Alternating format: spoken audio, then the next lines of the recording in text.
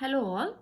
In this topic, we will take up the second group of the plant kingdom, that is the bryophytes. So first group was the algae, and in algae we again have seen three subgroups, that is chlorophyceae, phaeophyceae as well as the rhodophyceae. So this is the second group of the plant kingdom, that is bryophytes. So what are these bryophytes? So if you have to define the bryophytes, so these are the non-vascular, these are non-vascular terrestrial,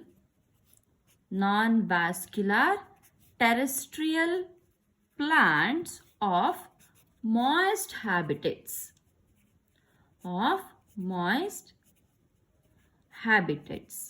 okay. So here non-vascular, it means that these doesn't have the vascular tissues, and these are the terrestrial plants which are usually there in the moist habitats. It means that the moist habitats on the lands will be having the bryophytes, okay. Then the important groups or subgroups of the bryophytes are, the first one is the liverworts, and the second one is the mosses. Liverworts and mosses, these are two important groups of organisms which we will be seeing individually after the general characteristics of the bryophytes. Then the characteristics, very important characteristics of the bryophytes are, the first one is about the habitat, okay. They are most commonly found in the damp, humid and the shaded areas. They are present in damp, humid and shaded areas.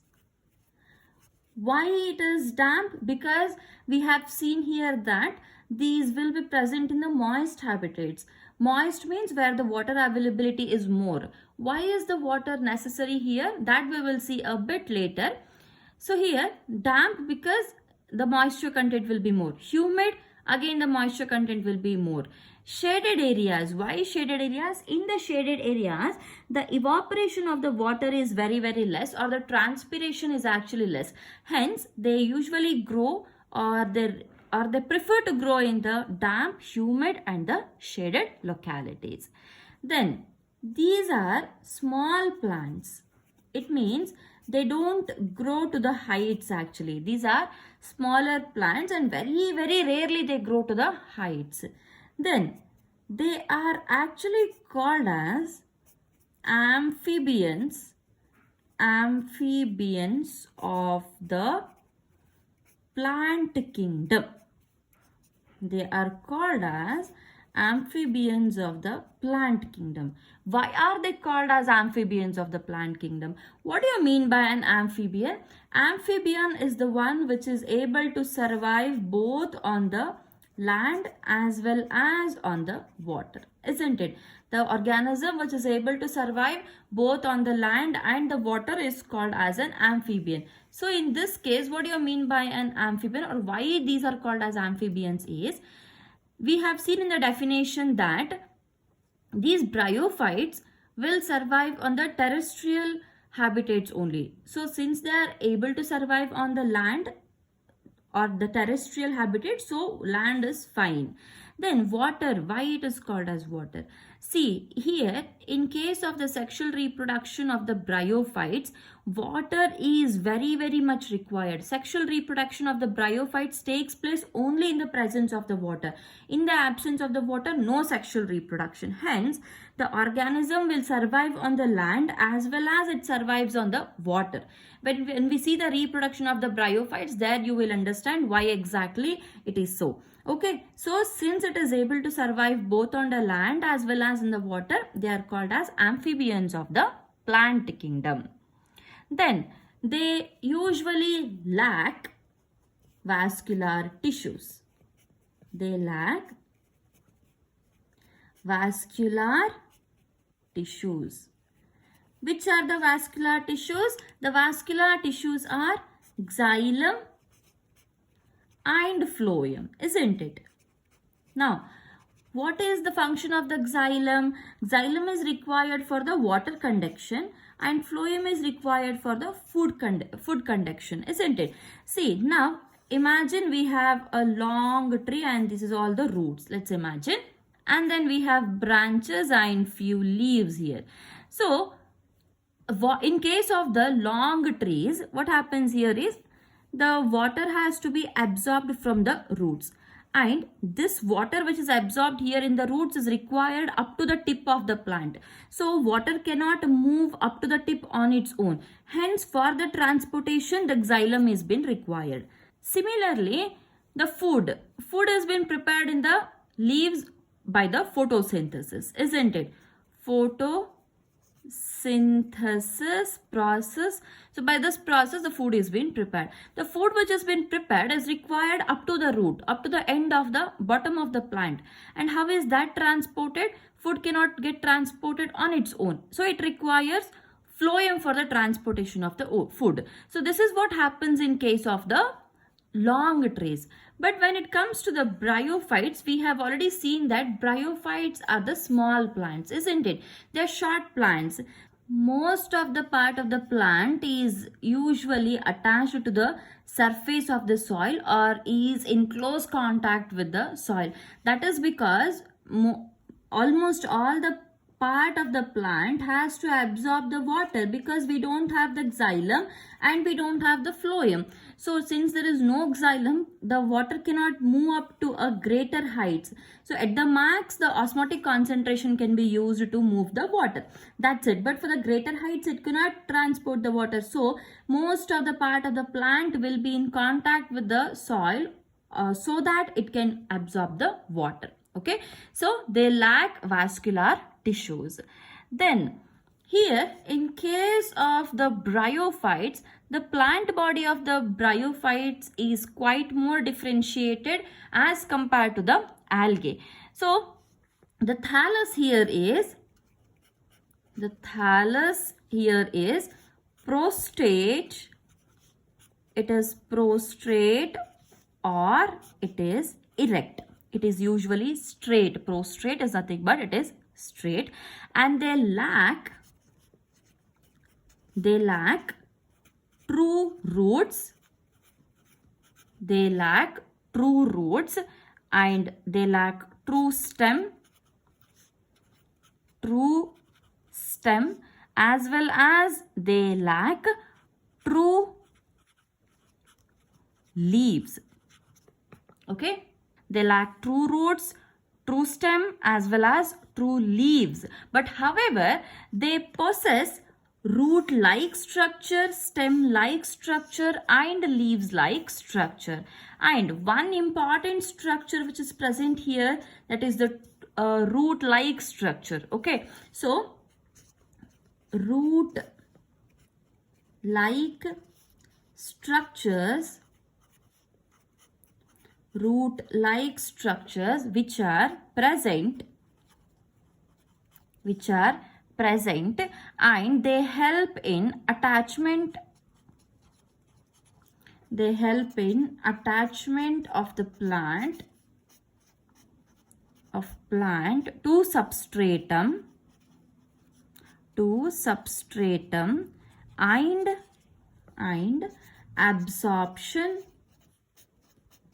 and absorption of water.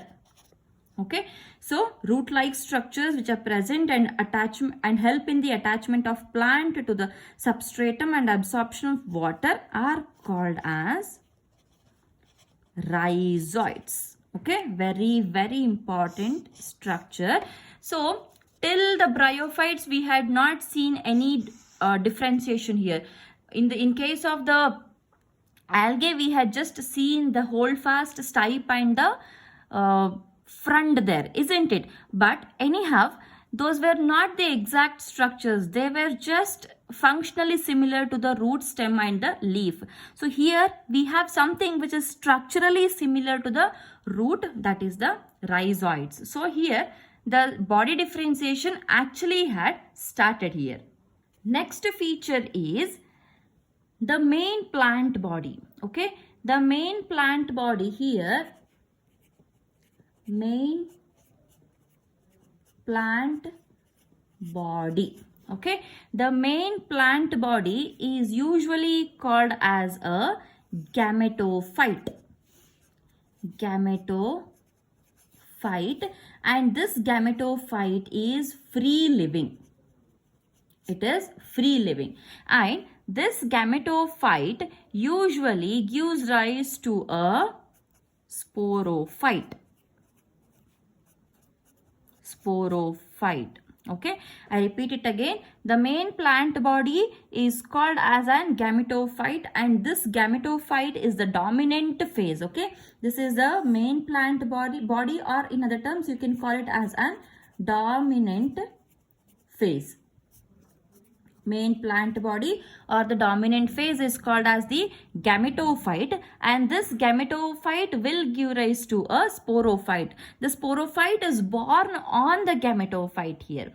Fine. So these are the two structures actually which are involved in the reproduction part.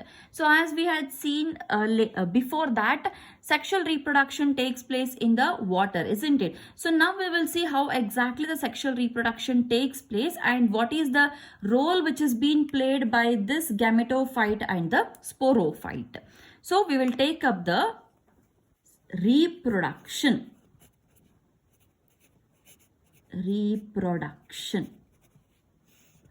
So, in case of the reproduction, we have seen that the main plant body is called as an gametophyte.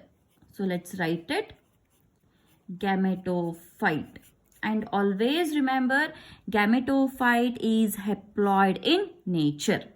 This gametophyte, usually it will be having two multicellular sex organs. Okay, multicellular sex organs. Multicellular sex organs. And how are these multicellular sex organs formed? So these are being formed by the mitosis. Okay, they are being formed by the mitosis. Now these multicellular sex organs, they are called as, in case of the male as well as in case of the female, they have different names. So in case of the male, the male sex organ is usually called as the antheridium. It is called as antheridium. The male sex organ is called as the antheridium. Then female sex organ, this is called as the archegonium. Antheridium and the archegonium. So these are the sex organs. So these are sex organs. Then in these sex organs, the gametes are being produced. In the antheridium, the male gametes, okay, these will give rise to the gametes. The male gametes, so they are called as anthrazoids.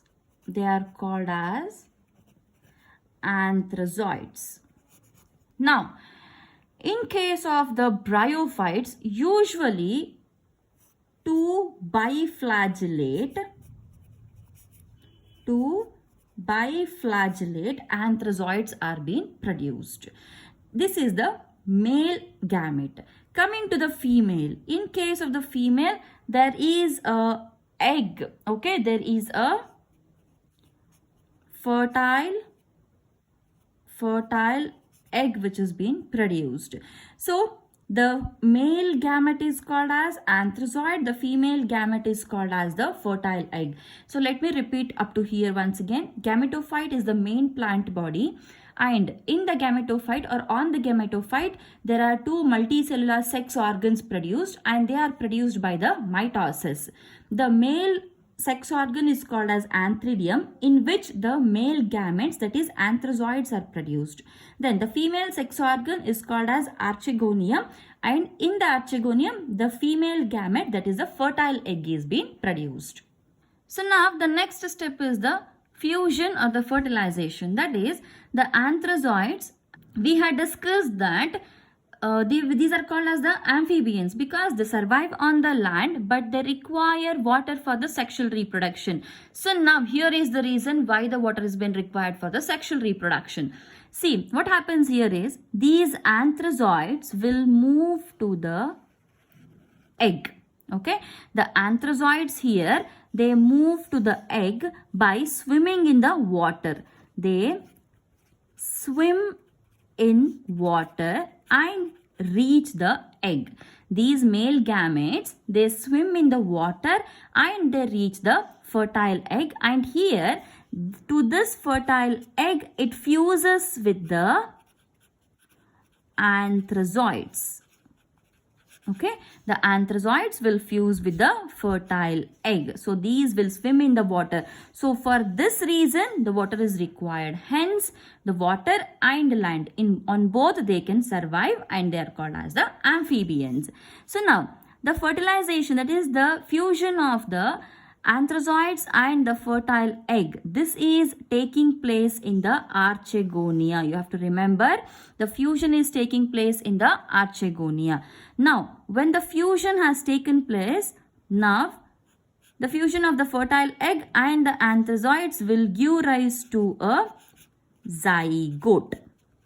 Now what you have to observe here is, if you remember the gametophyte was a haploid one, then definitely this is also a haploid and this is also haploid. So anthrazoids gametes are also haploid, that is anthrazoids and fertile egg, these are also haploid. So here N plus N is fusing to give a diploid zygote.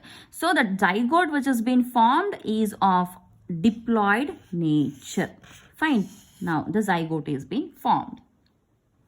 But remember, the zygote is formed again in the archegonium. It is formed in the archegonium. Fine.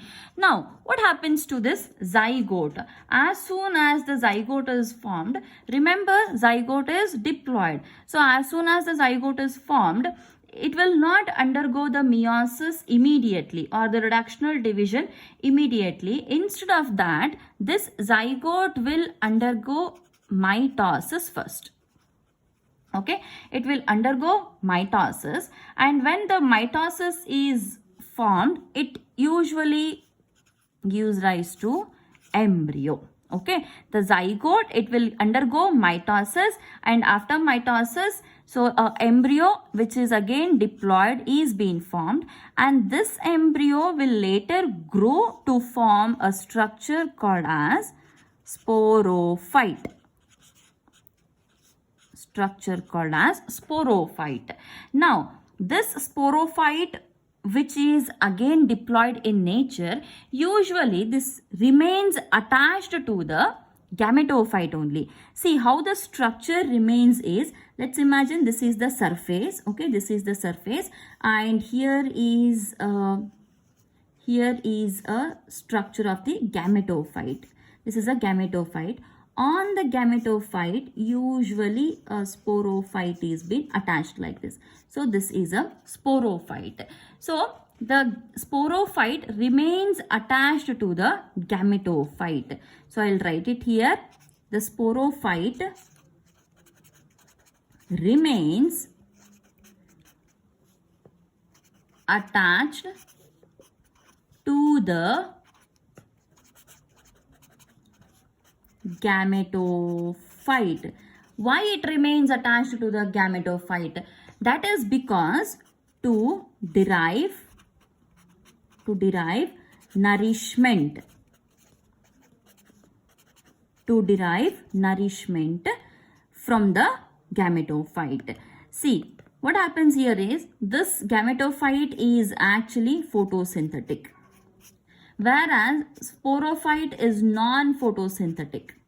So it cannot prepare the food. So if the sporophyte have to grow, then it requires the nutrition, and nutrition or the food. That food is prepared from the gametophyte. So it remains attached to the gametophyte and takes the nutrition from the gametophyte. So the sporophyte remains attached to the gametophyte to derive the nourishment. So now this sporophyte will now develop, or it will undergo meiosis first. Okay, the sporophyte which is diploid, this will undergo meiosis, and after undergoing meiosis, it gives rise to the gametophyte by producing the spores. Okay, so these sporophytes, they usually produce the spores. So, and these spores are haploid in nature, because after the meiosis, the haploid spores will be formed. And now these spores, okay, these spores, when they fall on the ground, or when they come in contact with the ground, they usually develop into a new individual called as an gametophyte. Okay, so this is also a same step, sporophyte developing into a gametophyte, but here before developing into gametophyte, the sporophyte will produce the spores, and these spores are haploid in nature, and these spores, when they fall on the ground and come in contact with the soil, they develop into a new individual which is called as a gametophyte. Again, this gametophyte will undergo a new cycle like the one which we have discussed. Okay, so this is how the bryophytes, or this is how the reproduction in the bryophytes will take place. So in the next video, we will take up the groups of the bryophytes, that is liverworts and the mosses. Thank you.